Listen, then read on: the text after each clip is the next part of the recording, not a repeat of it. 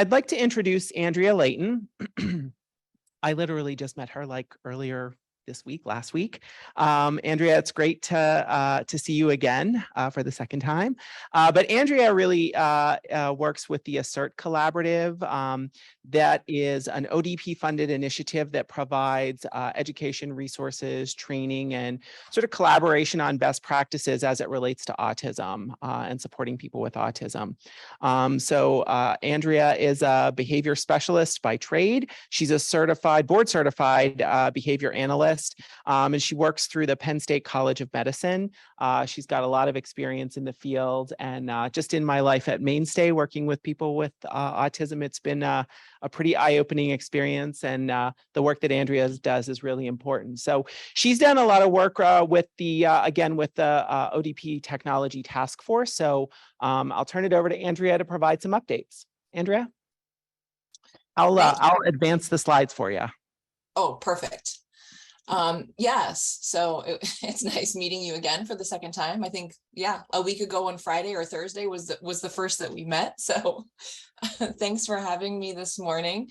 I am here, yes, to talk mostly about the Technology Task Force. And I've heard it mentioned a couple of times already this morning. Patrick is one of the work group leads, with Susan helping out with that one. And, as we were talking in one of our most recent meetings, and Patrick was talking about, this event that you guys are hosting today, thought it'd be really great for us to share a little bit about this ODP Technology Task Force and the work that we're doing, and kind of where it came from, and hopefully where we're headed with some of this stuff. Okay. There we go. So really, like, when we're talking about the task force and all of those sorts of things, to me, when we're doing this, I got brought in. So the task force has been in place since 2019, but I've really been involved in the last year, and really kind of listening. And even though working at ASSERT and working with individuals with autism, of course, there's a lot of assistive technology that's used by a lot of those individuals, whether it's communication or independence in their daily lives. And one of the things that kind of struck me as I first came into this group and was really listening in and getting up to speed with what was being done and what's being talked about, technology really is all around us. It's in our everyday lives. Zoom, the fact that I am able to talk with you guys as I'm sitting in my house in central Pennsylvania, right? And it's fantastic. And all of those things are wonderful. But if we don't know how to access it, if we don't know how to use it, is that technology actually helpful? And that's a big part of what the group is trying to do, and the work that we are trying to do, and information that we're trying to share and get it out, so that the individuals that we support can actually not just have it in their lives, but know how to access it, know how to use it. As Susan was talking about, know how to get funding for it, so that it can actually be helpful and practical in their daily lives. All right. So what is the Technology Task Force? Again, I know you guys have heard us talk about it a little bit, or it's been mentioned throughout the morning and by a couple of different speakers. So you can hop on to the next one. The group was started back in 2019, in the fall of 2019. So unfortunately, a few months into it, COVID hit, but it was first started, leadership at ODP really wanted to bring together various stakeholder groups to develop recommendations and really start looking at incorporating and expanding the use of technology. So even pre-COVID, right, I feel like the use of technology, in supports and remote supports and those sorts of things for individuals with intellectual disabilities supported by ODP, COVID definitely, I think, moved some of that stuff along. But even before COVID hit, ODP was like, we really need to look at this, and we need to start talking about how we can incorporate and expand it in the people that we support. So that started, and it really is a broad stakeholder groups. We've got self-advocates who are working on some of our work groups. We have families, we have provider agencies, we have ODP staff, and that's who is doing the work. So yes, we say it's the ODP Technology Task Force, But really it's all the stakeholders. Like, we're the ones coming together to pull this stuff and see how we can move technology forward throughout the state. All right. Oh, sorry, I don't even know how my slides work. I just put them together. Apparently there's animations I didn't even know about hiding in here. So when the task force was first started, these are basically the 4 work groups that were identified. Actually, I think policies and procedures were separate from service definitions, and at some point in time, they all got lumped together into that one big work group. So there are 4 different areas that were identified when it comes to technology and how we can be, looking at it in ways that we want to be expanding this. So we've got a work group who talks about policies and procedures and service definitions from the ODP standpoint. We have a group who started out looking at expanding technology and supported living. We have strategic partnerships and funding, which I know that is what Patrick and Craig, you guys are involved in that work group. Patrick is actually the lead for that group. And I know Susan helps out on that one as well. And then marketing. And actually, that is the group that I got looped into, is to lead the marketing work group for us. Okay, so getting into each of those. So policies and procedures. This is, sorry. I have like a fly that's just buzzing around my head today. This group is led by Sherry Landis and Pam Zotnia. And I probably mispronounced Pam's last name. I apologize if you were on today. I'm terrible with names. So the overall goal for this group when it was first started was to really work with the Division of Policy at ODP to support the development and revision of policies or procedures, really looking at gaps in current policy and helping to break down some of the barriers to accessing technology. So that was the original goal of that group, is to really kind of look at those sorts of things. Since starting, and as the work that they've been doing over the last few years, it really was kind of that lack of knowledge and understanding around assistive technology. So that was a barrier that was identified. How to access it was definitely a barrier. So really what that group started working on, and what they're working on right now actively, is developing a comprehensive guide to technology in Pennsylvania, and really also looking at funding streams for services and supports. So building off of what Susan said and the work that PATF is doing around funding and options for that, it's really looking at creating a plain language guide for individuals, for families, to understand, here's what's out there and here's how you can access it. And it doesn't have to be ODP funding. Here's other options that are out there that can help with funding some of these assistive technologies and ways that you can kind of get technology in your everyday life. And really kind of breaking that down and getting that guide together for families. So their plan is to get that guide together and have that out. Hopefully, I think the last update that they gave was in early 2023. So definitely keep an eye on that. Hopefully that'll be coming out in the next few months from them. The supported living group. So this is Marian Tresky, and she is out in the western part of the state. She's Allegheny County. This really started, so again, I think that was identified supported living because when they were looking at technology and bringing technology and expanding technology, I think they really thought, well, individuals living in supported living situations, kind of like low-hanging fruit, might be the easiest group to really expand the use of technology there. How can we help people who are already out on their own, with supports, to be even more independent? And how can we get them to start looking at it and expanding technology use in that specific group? And so that's what their work group looked at. And they did a lot of work over the last few years in really learning about different types of technology, getting that information out, getting people using it. And they're actually looking to expand because they're like, well, the stuff that we're learning about and the stuff that we're doing in our group really isn't just supported living. It's really everyone. So they're going to actually be expanding their focus. And I think the last time that we met, they put out that they're going to change their work group name to Expanding Technology to Support Independence. So not just supported living focus, but to anyone, right? Is they're going to be looking at, how do we expand technology to help everyone become more independent?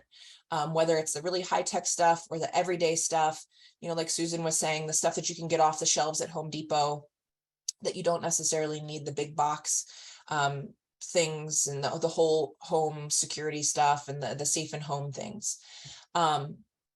So one of the things that they are doing and what they're actively working on right now, and I'm going to plug that a little bit for them, is they are planning road shows. So they're going to be developing and hosting virtual road shows that are going to be kicking off in November. I believe their plan is to have one a month over the next, I believe it's 4 months, I think is what they have planned out. So starting in November, and it's just going to be similar to what it is, like what we're doing today, these brief little 15 to 20 minute talks and presentations with a chance for Q&A sessions and open dialogue after those. So November, they're going to be focusing on provider perspectives. So I believe they're going to have a provider talk about how they're using technology, how they've supported individuals to use technology, and then really open it up to the audience to answer questions and field questions to say, here's how you can do it. Right? Here's how you can do it with people that you're supporting in your environments. And then they're also going to focus on communication technology providers. They're going to do sessions that have SC and AE roles, and they're promoting technology. That's going to be one of the road shows that they're doing. And they're also going to have Tech Owl present on the work that they do. So definitely keep those look out for those over the coming months. Because that's going to be a lot of really great information. And they're really hoping that, again, that dialogue with the people who are already doing the work to really kind of help and support others in taking it up and doing that as well. All right, so strategic partnerships is Patrick. He is the lead, and Susan has been joining lately and helping out with that as well. And the original goal of that group was, to explore funding opportunities outside of the waivers and create resources for stakeholders to better understand those funding mechanisms and look for opportunities for technical assistance. So that's those partnerships. So it's really funding and strategic partnerships. So the group is currently developing partnerships. I know Patrick has been talking about working with the University of Pittsburgh. Clearly, they've been working very closely with Susan and the team at PATF around the funding.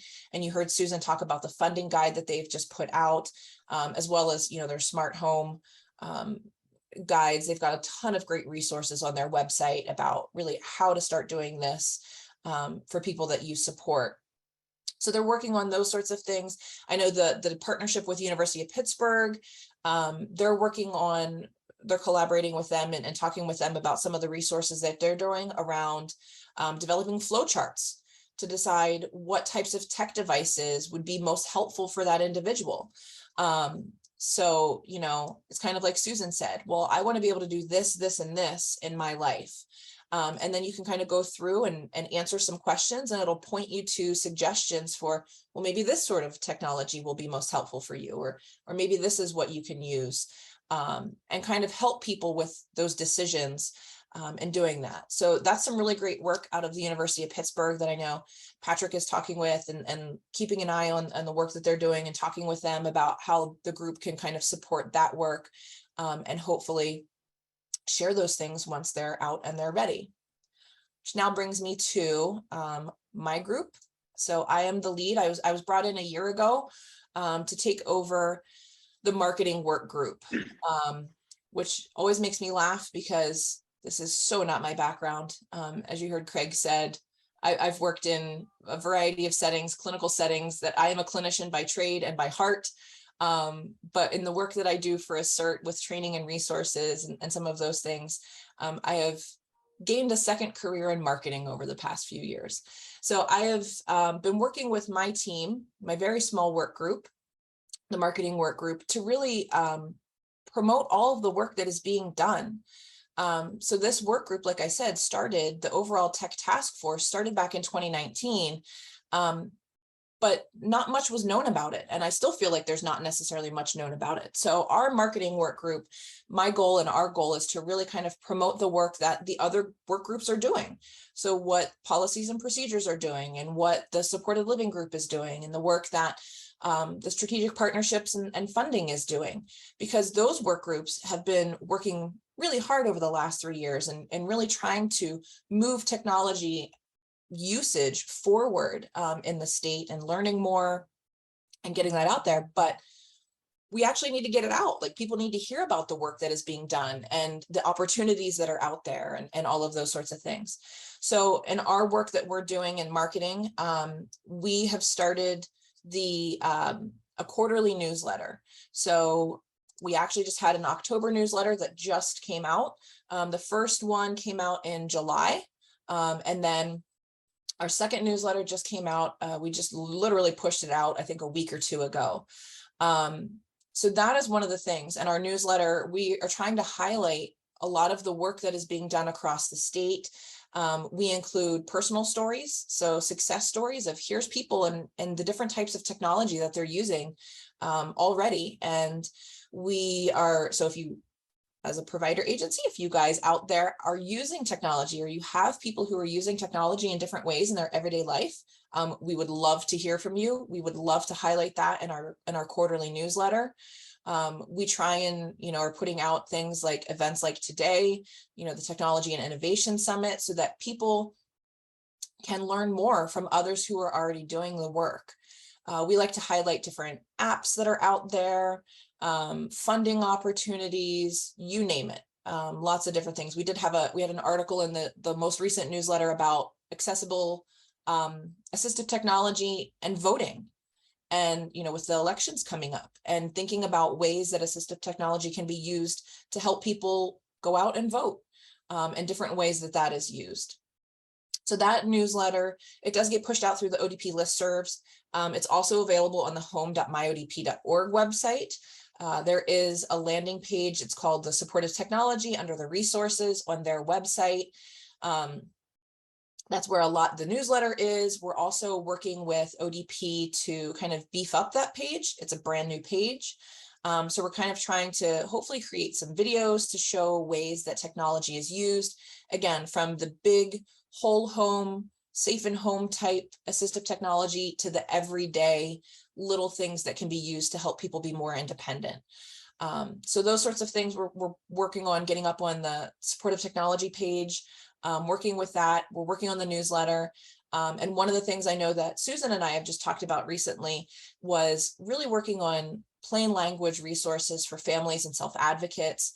We're going to be looking at developing some resources around the jargon and the different types of terminology, because that can get really confusing, and really just trying to create resources and information and get it out to people so that we're all on the same page. We know what we're talking about, and that people so they can know what to ask for. It's one of those things where I feel like if you don't know what to ask for, then you don't know what you're missing, right? So if they don't have the language, or they don't know what's even out there, how can they ask the right questions to be able to get it? And that's what we're hoping to do and fill those gaps. So where do we go from here? And this is kind of my plug to all of you who are here participating and listening in today. So we do have the work groups. I outlined the four work groups that we have.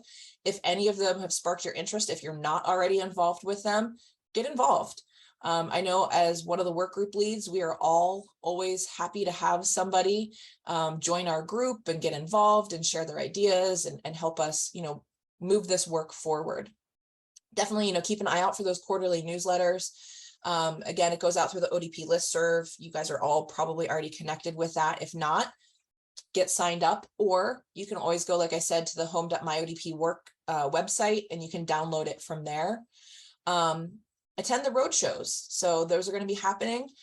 People sharing their experiences and answering questions and helping promote those sorts of things over the next few months. So attend roadshows, continue attending events like today, continue just basically becoming tech advocates, learning what you can, and then going and sharing it with your networks and in your day-to-day work, which goes into the next one of just, continuing to be the advocate and helping to promote the use of technology in everyday lives. And again, a plug for me in the marketing work group. If you do work with anyone who is using assistive technology, big, small, doesn't matter, who maybe wants to share their story, want to be highlighted on the website or in one of our newsletters, we would love to hear from you. We would love to include that. I think those personal stories really go a long way in helping people understand, hey, that that looks like me. And I didn't think I could use technology in my life, or I didn't know different ways that I could. And it helps spark those ideas in other people. So if you want to share, please reach out. So again, there's my contact information. Feel free to email or reach out if anyone has any questions. I'm also happy to field any now.